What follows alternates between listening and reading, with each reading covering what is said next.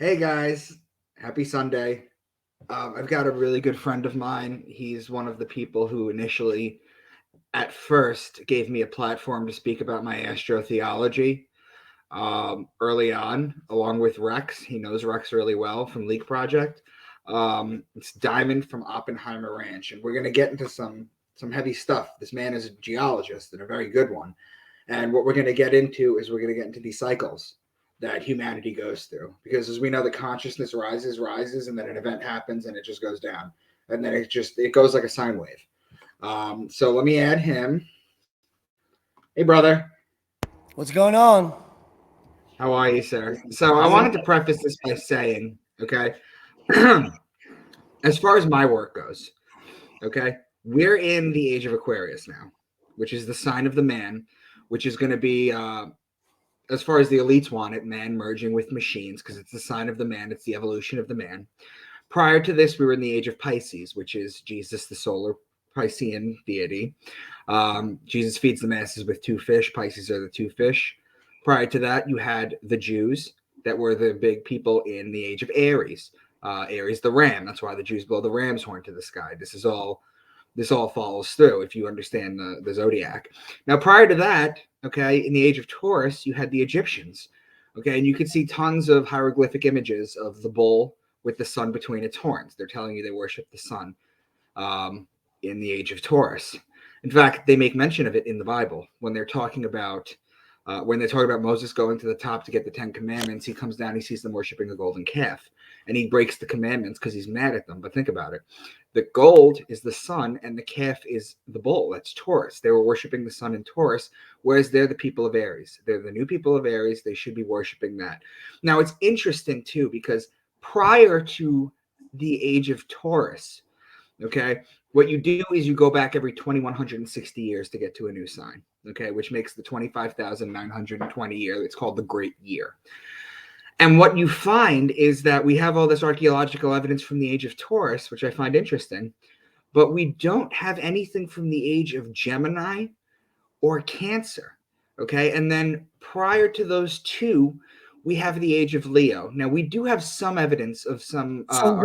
If I can chime in, Gemini and Cancer, what would that be as far as in BC? Would that be between like 7 and 9,000 BC? You'd be okay. So let's just round it off to 2,000 years, just to make it easy. Okay. Okay. So, the year zero would be Pisces, 2000 BC would be Aries, 4000 BC would be Taurus, 6000 BC would be Gemini, and 8000 BC would be Cancer. So you're mixing Cancer and Gemini, right? Is that what you just said? Yeah. Well, and there's a reason for that, and I can explain it to you using some pretty simple graphs. Yes, indeed. Yeah, and the fact that the largest solar outburst ever recorded on Earth occurred 7,000 BC. And then after that, which is 9,000 years ago, which is just at the beginning of the age of Gemini, and leads into Cancer.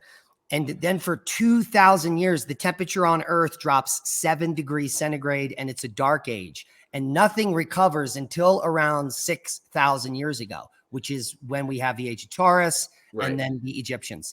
So that is literally the darkest age in the Holocene from about 9,000 years ago to 6,000 years ago. Because of this, it's newly discovered in ice in the last 10 years, the largest beryllium spike in the record, and it corresponds to major climatic effects. So, and there's similar events that happen in more recent times, which are, guess what, associated with the recent dark age. We have similar events occurring 660 BC, 774 AD, and 900 AD. And these are times when there's very little historical information. Another dark age. Correct. Now, what I wanted to add to this too is, although we don't have any information, no record of buildings, nothing dated back to the age of Gemini or Cancer, we do have something dated back to the age of Leo, which is 10,000 BC. Okay, now if you look at the Sphinx, for example, okay, the back of the Sphinx is very smooth. Okay, it's very smooth cut, which is interesting because if something is in the middle of a desert and sand is whipping it on it for thousands and thousands of years, it's going to be coarse, it's going to be grainy. but it's smooth. How did that happen? Well, it happened because water rushed over it for a great amount of time. Now, what you'll find is if you run the clock back, you'll find that the ice age melted, and you'll find that water rushed over the Sphinx for thousands of years.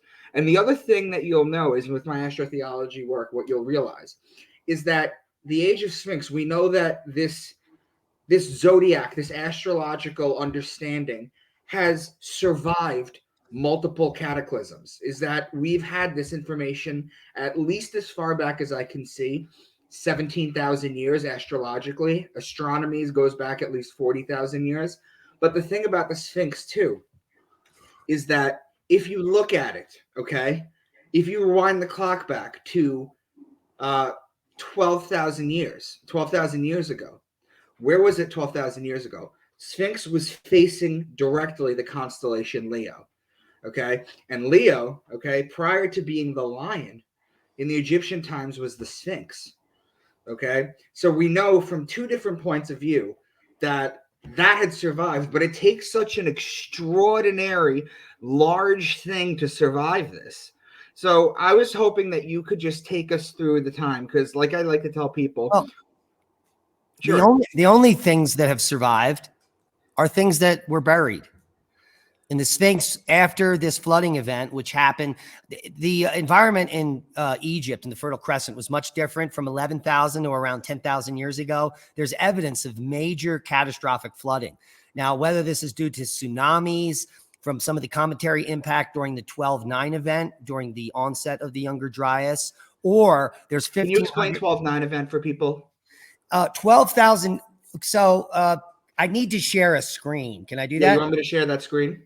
No, it's a different one. I'll present Okay, it. send it to me. I'll share it. Okay, so what I'm going to do is show you the Vostok data, and we're going to try to correlate it with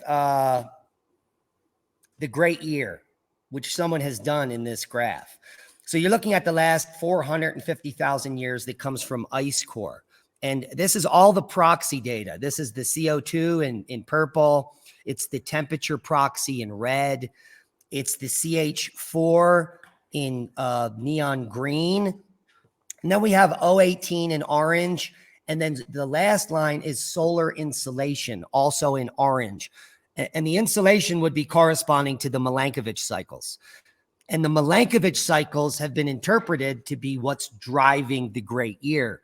Unfortunately, the Earth doesn't really wobble the way Milankovitch explained it back in the 1940s.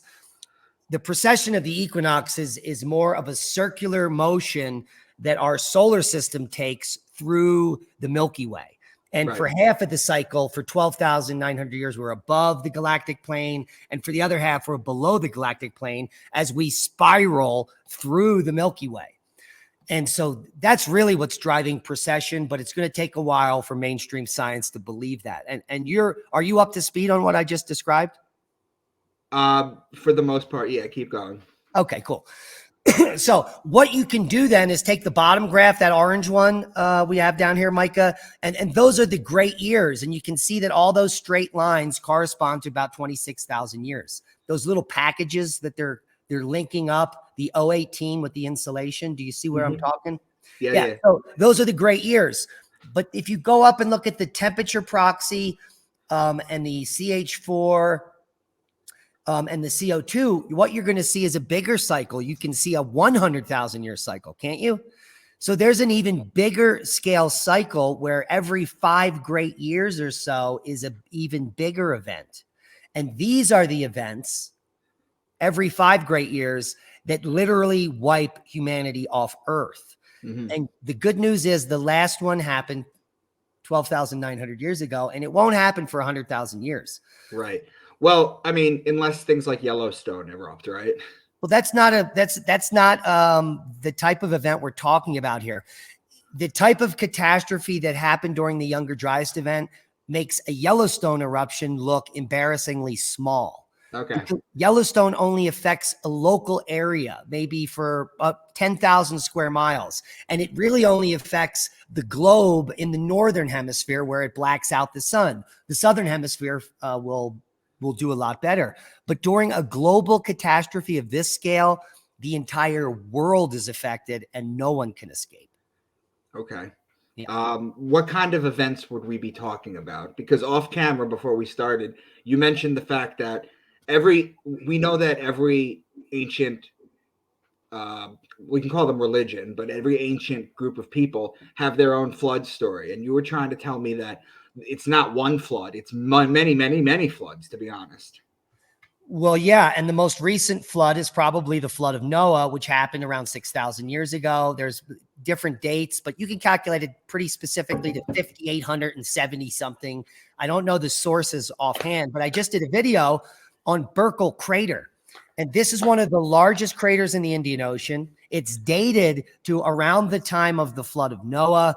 And then if you look around the Fertile Crescent and all around the coast of Madagascar and India and Australia, you're going to see mega tsunami ripples.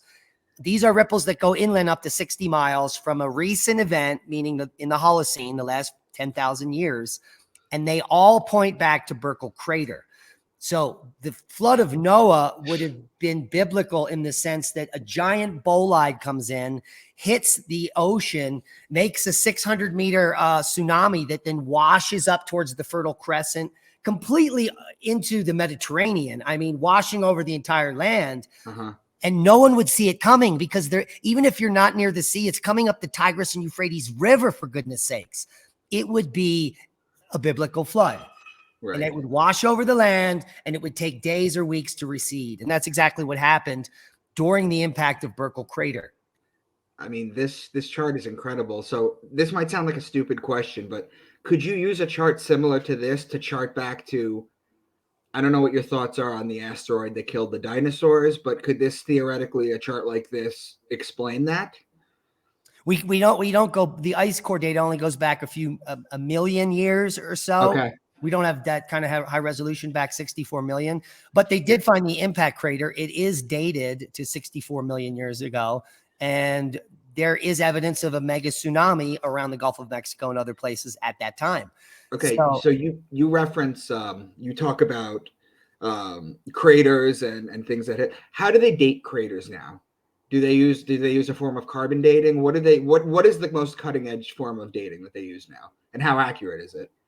It all depends on what you're looking at. If you're looking at the mega tsunami deposits up on land, you could find some type of spores from plants that are literally in the deposit and date it using that with known dates of plants and when they lived.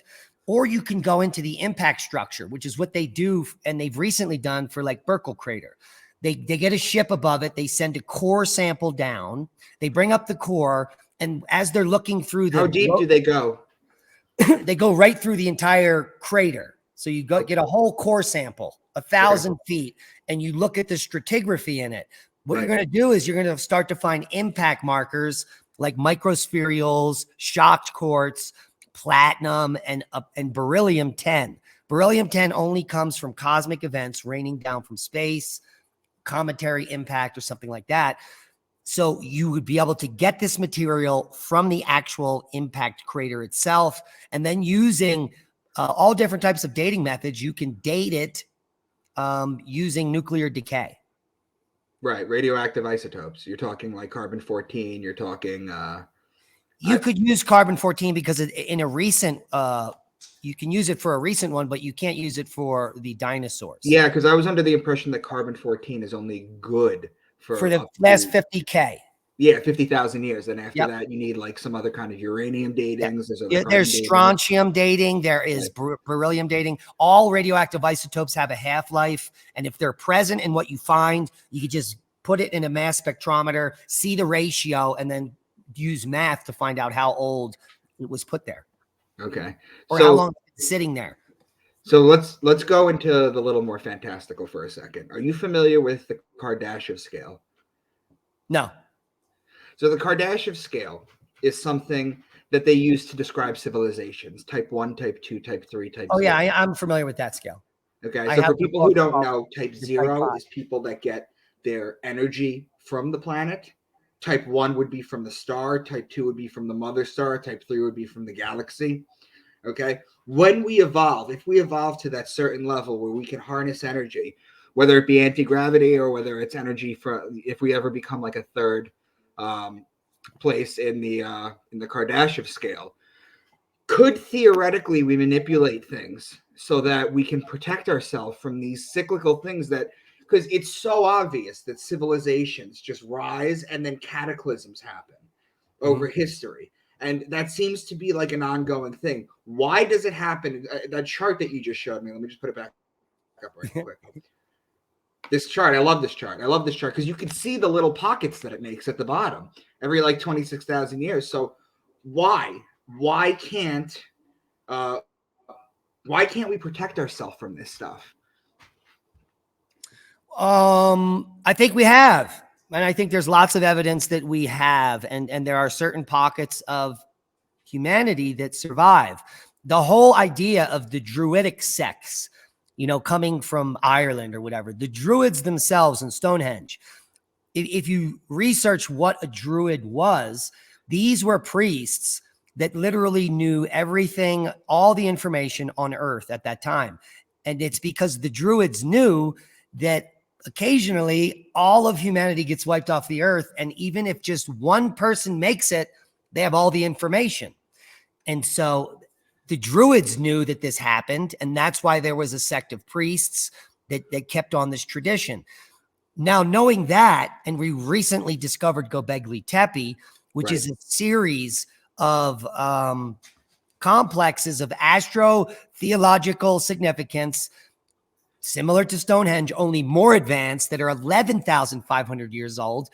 And there are thousands of them, Micah. There are thousands of these stone circles, not just the one we see on TV. Over 90% are unexcavated. They were all made right after the Younger Dryas event. So this major catastrophe is happening on Earth, and all the people that are left are making these stone circles. You ask me why? Why are they doing that? These are literally the Library of Alexandria, all of their knowledge in a stone circle, and then they're burying it so that we can find it in the future, figure out what it means, and take heed. But we're not trying to get to the bottom of it. We're not excavating all the circles. They didn't send every archaeologist over there to Turkey to figure out what the warning is. Nobody cares, because the people that know what it means are going to suppress that information. Yeah, because again, we live in a world that is run by religion, and you can't have a world that's older than 6,000 years old. No. That just doesn't happen. So I talk, you know what? Let me show you this real quick. I just pulled this up because you talk about Tepe. And see if I could pull this up real quick, and maybe we could just talk about this for a hot second. Let me just find it real quick. Hold on. Here. Beautiful. All right, so let's present, share screen.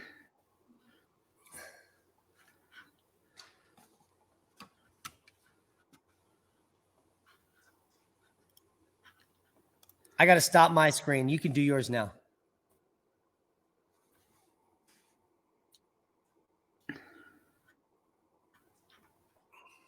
There it is.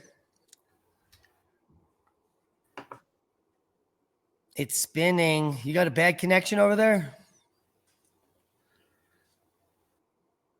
Can you hear me now?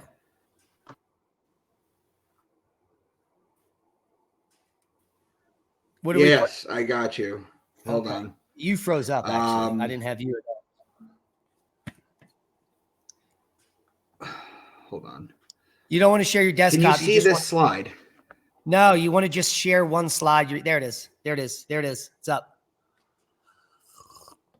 That's the UNESCO site. So this is Gobekli Tepe. Yeah. Okay. Now I am told. That's not Gobekli Tepe. That is a small. That is a small section. That's 1% of it. Right. I'm just showing people what it looks like. I'm just showing people what it looks like right now. And I'm told that a big portion of it, or a decent sized portion of it, Diamond, was actually an astronomical and an astrological observatory. Yeah, of course it was. Yeah. So why do you think, trying to tie our conversations together, our works together, Why do you I mean, think every time we find evidence with Stonehenge or Göbekli Tepe or the Antikythera mechanisms or things we can't explain, for example, why is it every single time it seems that people are trying to share the zodiac? They're trying to share the great year. That seems to be like, if you look at evidence of, if they can only leave one thing behind, that's what we're finding over and over again. So why do you think this is that important? And why do you think it's being suppressed? Well, the oldest knowledge that we have in archaeology of astrology comes from Lascaux Cave. 26,000 years ago, there's a perfect painting of Taurus, and they have the astrology up on the cave wall. So these people had to know the astrology before they painted it. They just didn't invent it in the cave that night. Right. And so I just want to point out real quick before you continue. Yeah. You have to understand the solstices and the solstices and the equinox that form the cross. To understand the ecliptic, the zodiac, all this stuff.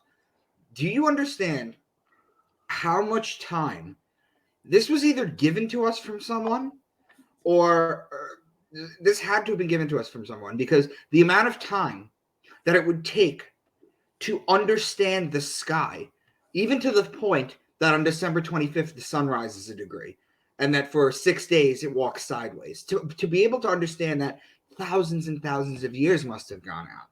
Like, the narrative crumbles when you just look at this. Well, Hamlet's Mill was written in the 70s by Von Deschen and one other author. And what they did was they determined that the entire world knew about the precession of the equinoxes. The entire world, every single culture had it intrinsically built into the architecture, the specific numbers of the precession of the equinoxes in the great year. Every culture. So unless they had a handbook that they shared around the whole world, or they had on cell phones, the whole world knew about this in antiquity. This is lost information. And we as humanity are that stupid. We are. It's one of my favorite quotes, Diamond. It's one of my favorite quotes. It's from John Dominic Cressant. He says, my point is not that the ancients told literal stories and we're now smart enough to take it symbolically. It's that they told them symbolically and we are now dumb enough to take them literally. And that's what seems to be happening across the board. Well, let's pull up the great year. Let's pull up let's do that. The work of Randall Carlson, which is very old. It's approaching a decade old. Yeah, and so he took so he started with sacred geography and sacred geometry in his studies for the last 40 years as an architect. He's not a geologist. And he'd been then studying some geology, and he noticed an uncanny thing starting to line up, that all of the major catastrophes, and I'm talking potentially civilization-ending worldwide catastrophic events in the last 150,000 years started to fall along a single flexure point that matched the great year. And this only could be done once we have the high resolution ice core data coming from Antarctica and coming from Greenland. And that's only in the last few decades. And when you start to lie the events, and these are events that either cause ice ages or melt all the ice instantaneously, they all fall onto the great year timeline here. And unfortunately, we are on the cusp once again of another flexure point, the same one that happened around 26,000 years ago, which was the onset of the Wisconsinian Ice Age. And then 8,000 years later, we were at maximum glaciation 18,000 years ago. And then 12,900 years ago, it all melted in an instant. And we've been warm since. So right now we're on that flexure point that all other events up to this point for the last 150,000 years there have been a civilization ending catastrophe on the flexure point we are now sitting on. Right. Okay.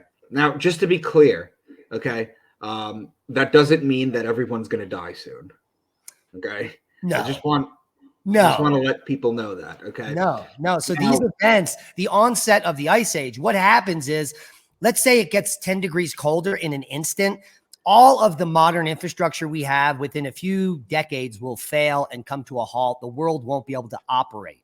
So there has to be a complete reworking of all the systems in a new style. Right.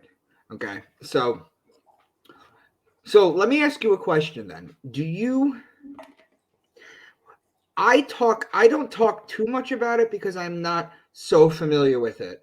But I do notice a pattern of the news trying to scare the shit out of us year in and year out about climate change and global warming and all that kind of stuff.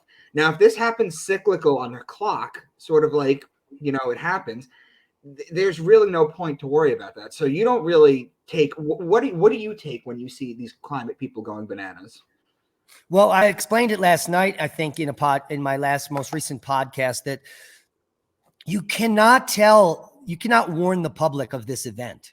You cannot warn the public that there's a catastrophic shift that's about to happen and it's going to end the empire. You're not going to have cell phones, sir. You're not going to, be able to go to Walmart.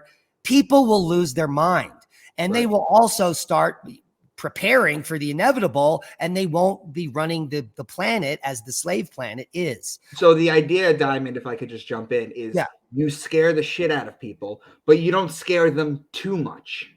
Right. Or for the right reason, so that when things start happening, they could be like climate change. I mean, if a bunch of meteors hit the earth and cause tsunamis in the Pacific, the headline would be climate change. Yeah. Created, that. It would. Yeah. I mean, it's climate change that it's 45 degrees in December in New York. Yeah, absolutely. When it was 68 degrees in 1934, it was 68 degrees in New York in December. But isn't it sort of like The Boy Who Cries Wolf? Like eventually, don't you think people are going to wake up? Or do you think as a civilization, we just kind of, what I hate, Diamond, that I talk about a lot is that our society can only, with work like we do, okay, our society can only move forward as fast as the dumbest motherfucker who's at the end of the line. We have to drag everything, okay? We can't do that. So do you kind of think like eventually people are going to get wise to this climate change thing? Or do you think people are going to still smear peanut butter on the Mona Lisa and glue themselves to the streets? Those are lost causes. So we can't change the minds of those people that are that lost. But with the advent of new free speech on the Twitter box, this is happening today in some chats with Elon. He let all of the quote unquote climate denier scientists, these are the top scientists in the field, people that work in presidential administrations, had literally been banned from Twitter over the last 4 years. My account has been shadow banned. It literally sat at 3,600 subscribers on Twitter for 4 years until Elon bought it. And now we've shot past 4,100. So the kibosh was on and the narrative was stuck one way. But I think all that is going to come to a head here quite soon. Now, let me ask you a question. What do you think now? I talk about Edgar Cayce, who I'm sure you're familiar with. Do we still need this up on the screen or? No, it's just fun to look at. Okay. I've talked about Edgar Cayce before, the sleeping prophet who would self-hypnosis himself and read the Akashic records. And there's a guy named Boriska in Russia who actually talked about this. Apparently, the Atlantean Hall of Records is under the Sphinx's right paw, but we are unable to get to it, and no one's going to allow us to get to that. Do you think that's suppression? Why wouldn't somebody be interested? Like, if we had the ability to bend reality, why wouldn't we do it?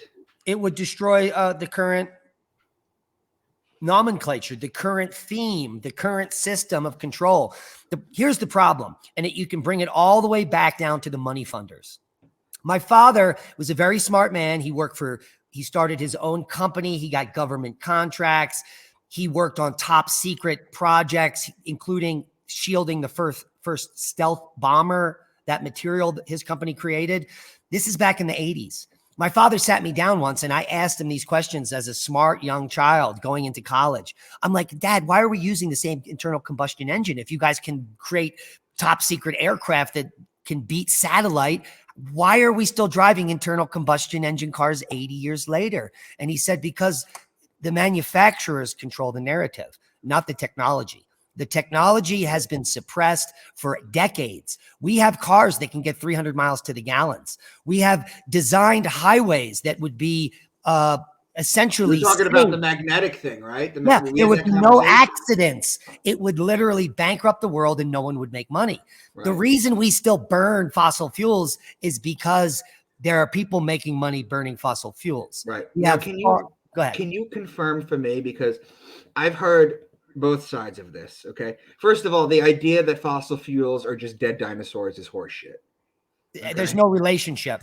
There's no relationship to that. No, that's However, a I fairy have tale. heard that not only is oil the second most next to water abundant thing, but it's a self-fulfilling, self-refilling thing. Absolutely. And it's the idea, it's the whole thing with the De Beers, with the Diamond Ring campaign, right? Where you basically you Oh my God. create the scarcity. It's the Hegelian dialect. You Do you create the know how many scarcity. diamonds are on Earth? They have at literally probably 300 times more diamonds than De Beers lets known in storage. Right. And so they control the supply. I work with a Russian scientist who defected to the US, and she had access to pictures when she was over there with the largest diamonds, over 500 carats, this big, that they were able to cut open and do work on. Wow. This is bigger than the biggest diamond known, yet they were cutting them open in Russia. That's how many of those diamonds they have. So it's the whole diamond scam and the abiotic oil story that's not being told can be proven by many people. Oil is always found in the same sinks, associated with the same geology beneath. And here's the funny thing that this got proven. They went in the 50s and 60s and pumped all this oil out of the ground and thought it was over, until they went back there a few decades later and they looked and they said, hey, these are all filled again. Yeah. Yeah. All of these empty fields are filled with oil. Yeah. But it's the thing, it's not with oil, you're not just talking about oil for a car. And we could talk about Stanley Meyer and the water car. We could talk about the fact that they literally had electric cars and electric charging stations 130 years ago in Manhattan. Yeah. We could talk about all that stuff. There's a new technology that's plasmoid technology that's being developed, and it's being developed with the major car manufacturer that increases. You only use the oil and gas to start the engine. After that, it's running on nuclear fusion. It's running on plasma, and it runs forever without any fuel until you turn it off. Right. In fact, when you put gasoline in your car, 90 to 93% of the gas you just burn. You only use about 7 to 10% of it actually to run your car. I hope people don't think that you're putting gas in the car and it's all being used up. It's almost all waste. Okay. And especially when they had lead in it, that was a different story too.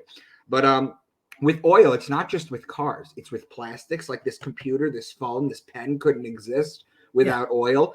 It's not just the oil companies, right? We are so beholden into fossil fuels. And back to the Kardashev scale, we're a type 0 civilization. Even though we can manipulate, you could, with plate tectonics, you can create earthquakes. If you were to create an event on a fault line, you could cloud seed, you could move the clouds. They did it in the China Olympics. They moved the clouds out of the way. So we do have the ability to somewhat control the weather on our planet. But and as far as you were talking about with the stuff that your father has out, that's just what we know, because I'm under the impression, or I'm pretty sure, that what they show, what they leak out publicly that we have is like 40 years behind the time. Easily. That what they actually have is absurd. Easily. Yeah. Just think about all the trillions of missing dollars. Yeah. The Pentagon just failed another audit. Yep. They can't capture 61% of their money. That's amazing. Now, I think that the big connection, and going back to Lascaux Cave, that's the first warning sign that we have that's coming from the Great Year. And what is the main motif when you go in the cave? It's the bull. It's the big bull. It's Taurus. Yeah. And if you look at the work of Randall Carlson, he recently did a Halloween special. If you look around the world at all the days of the dead, every culture has a Day of the Dead holiday between October 31st and November 14th. All around the world, every culture. And again, did they have cell phones? No. So they all celebrate something that kills all of their relatives from October 31st to November 14th. And that is the Taurid meteor stream. And Yeah. I think that the Tard meteor stream is responsible for the Younger Dryas event. I think it's responsible for the flood of Noah. And I think it visits us regularly, the main part of the stream on the Great Year, that we pass through major arms of the Tard stream during the clock cycle, and it literally comes in and it destroys the entire Earth. I don't know if you know this, but the Lascaux caves, they're actually cut off now. People are not physically allowed to go in there. And you know what they say? They're They say preserving. that because people go in there and they breathe carbon dioxide and it damages the walls. That's the reason they close it off. Okay. And that's the answer. Now, Diamond, I don't know if you know this too, but it goes even further than that. See, these teenagers found the Lascaux caves, and it was 17,000 years ago, by the way. I just wanted to throw that out there. Okay. So what they did was they went into these caves, okay, and they found all this stuff. But what you don't know is that on the summer solstice, Chevette cave. That might be older. maybe I have to look into that. Okay. Maybe.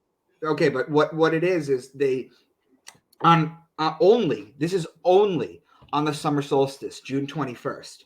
The sun would actually go into the cave and illuminate the wall.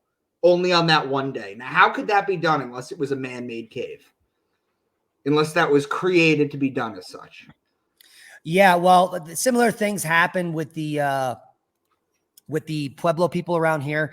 When they're actually putting petroglyphs on the cliff, they find a particular area that's casting the correct shadow they want. Yep. Make the carving right there of the spiral to make the cosmic clock.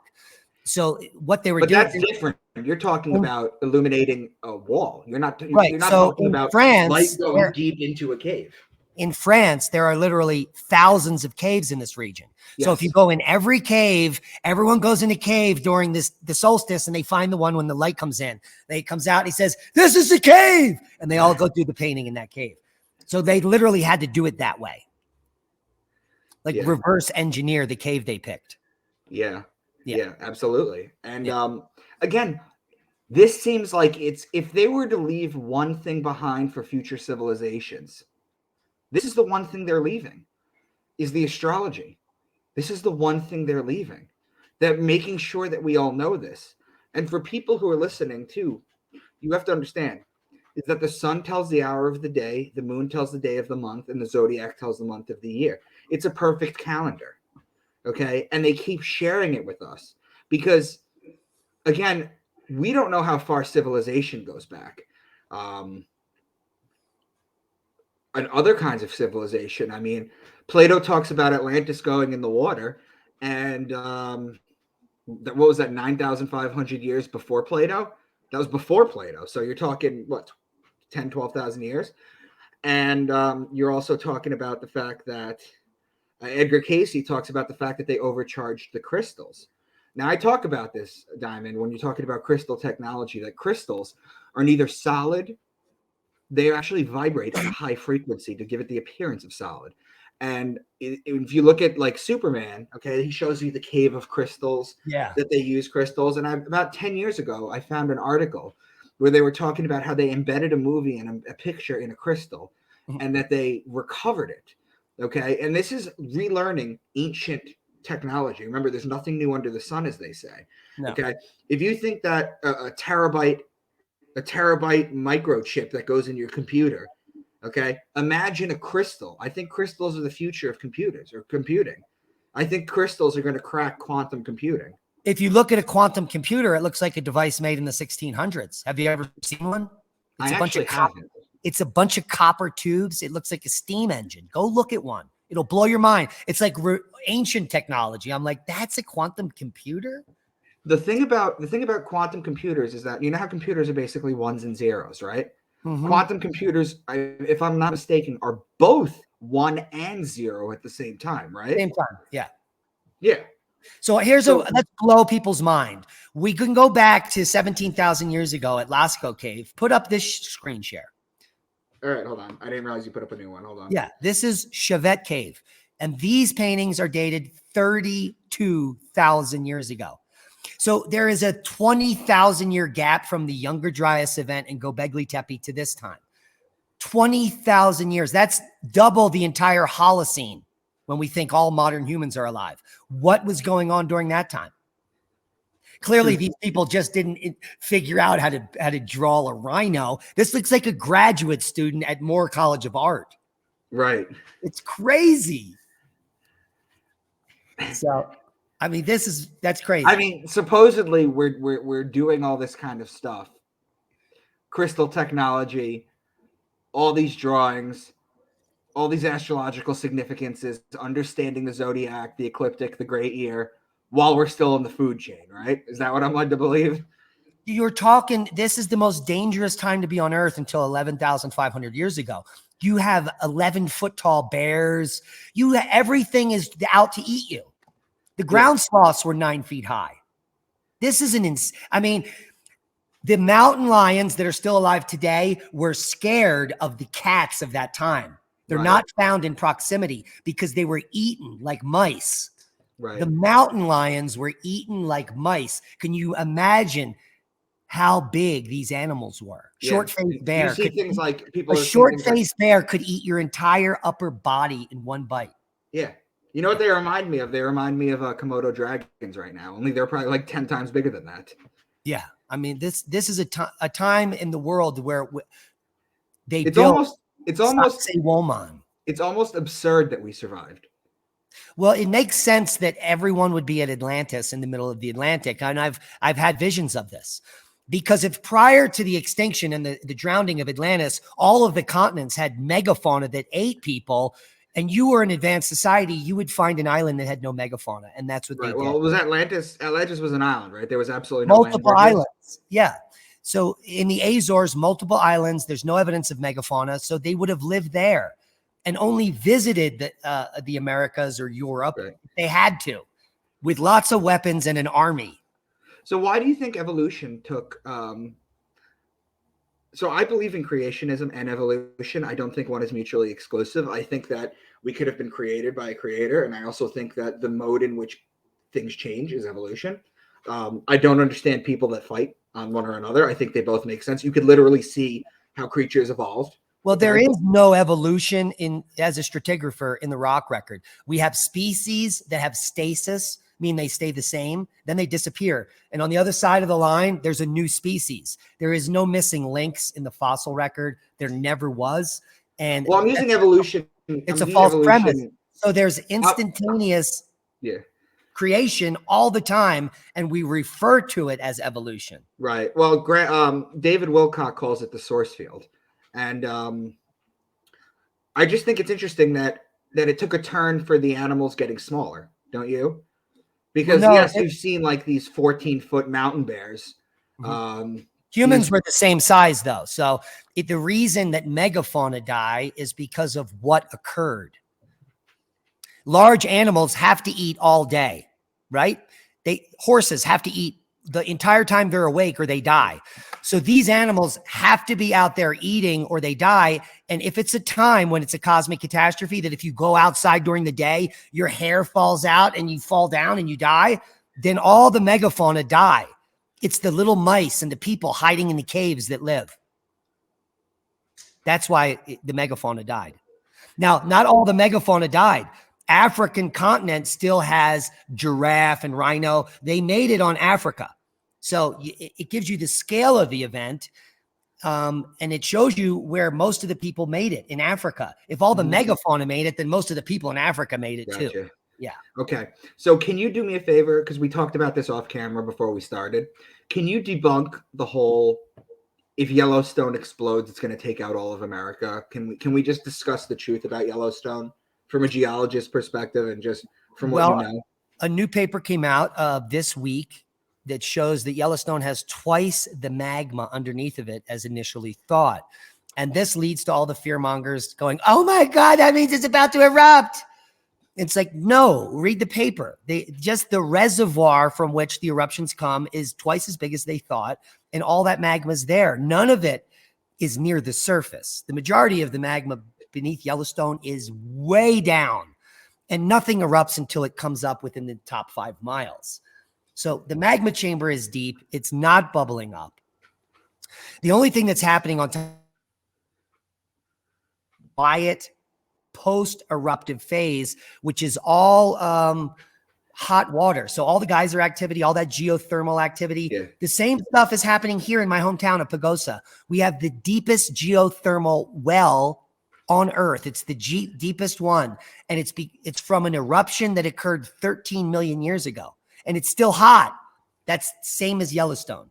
Right. You always hear these idiots that take their clothes off and go in the hot spring and then their skin falls off. Yeah, the one we have here is 170 degrees. Your flesh would fall off.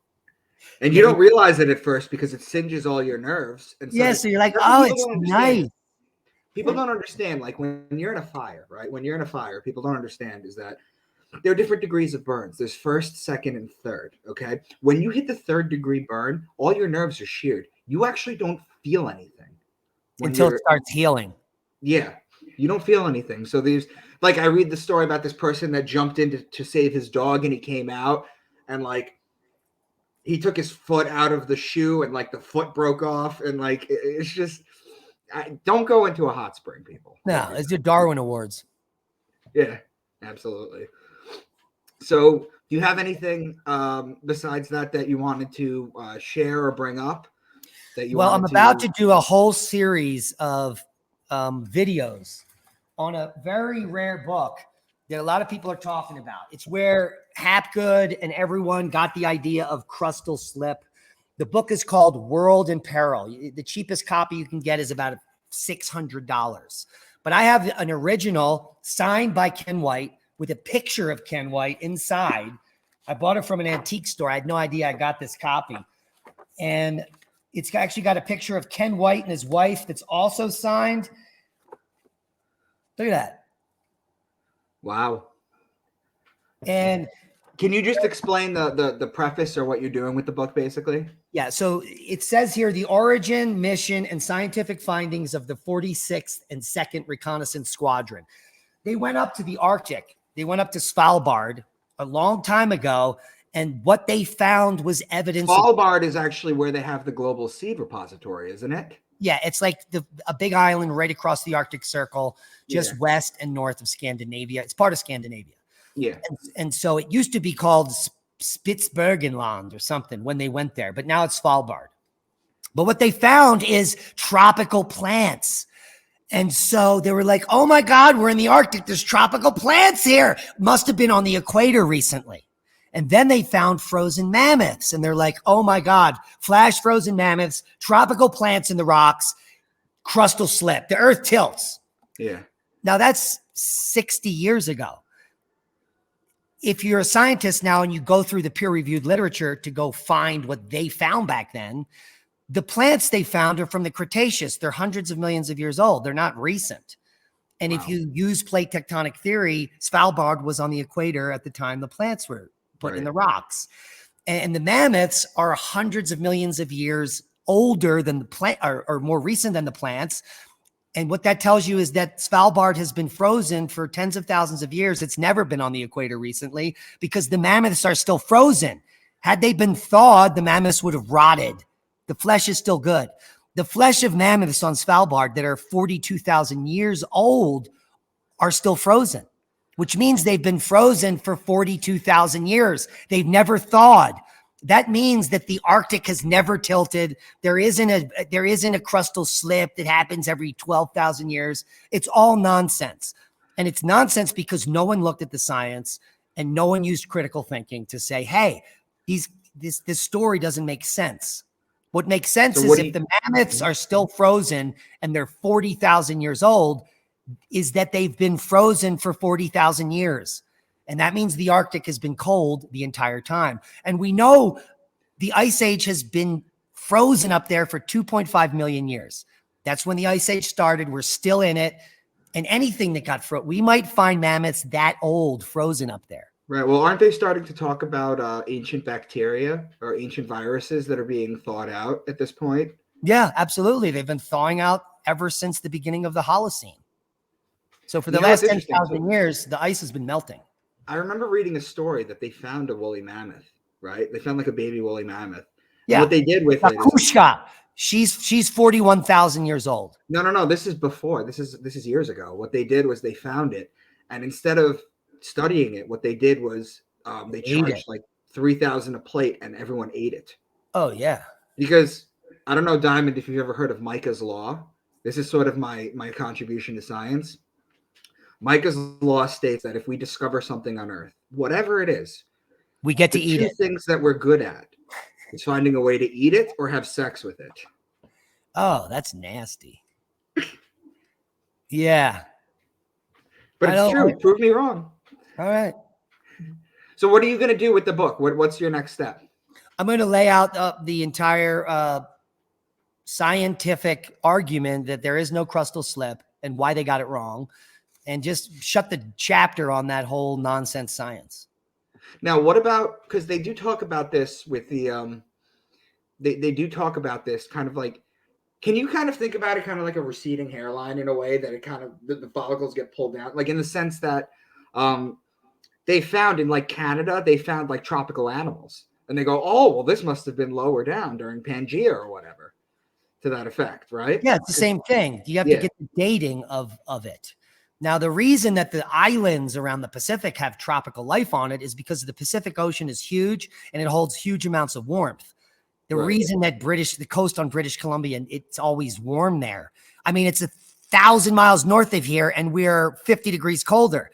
It's because of the warm Pacific pushing the Pacific warm air up there. Right. So And it's not hard to get tropical marine life all the way up into Barrow, Alaska, and around the Aleutians.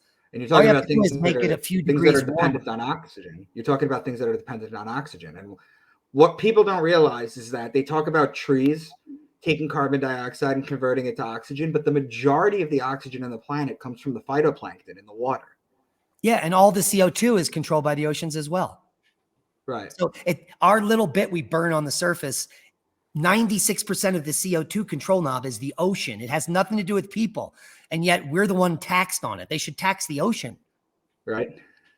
It's all about making money, man. Money is the answer to 99 out of 100 questions on Earth. Money. Right. And the reason we don't have the answers in science and the mainstream is suppressing it is because they don't care. They're the money funders. They don't want you to know the truth. The truth doesn't pay the bottom dollar. It doesn't get them what they want. What about all those giant skeletons that they found that the Museum of Natural History destroyed and suppressed? They were supposed to catalog and they just destroyed them. It's not part of our history book, so we can't have that. No. Our history has to fit in with the 6,000 year narrative that God created the earth 6,000 years ago. Yeah.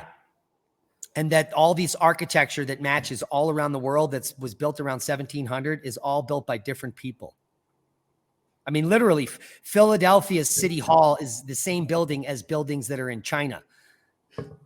You know what I'm saying? You go look at the architecture. It has all of the same medieval gargoyles, and you're like, is it the same architect that went around the whole world 300 years ago and built everything? Right. There are things that need to be answered. Or you can look at like in Italy. In Italy, Caesar in the Senate, we have a Senate. They had a Senate. He worked on Capitoline Hill, where we have Capitol Hill, and we have all the Roman architecture. It's all the same. Yeah. Now, how did people? Or you can look at the pine cone, right? When you talk about the pineal gland, you see it on Quetzalcoatl. You see it on everything. You see the Roman Catholic priest on his staff.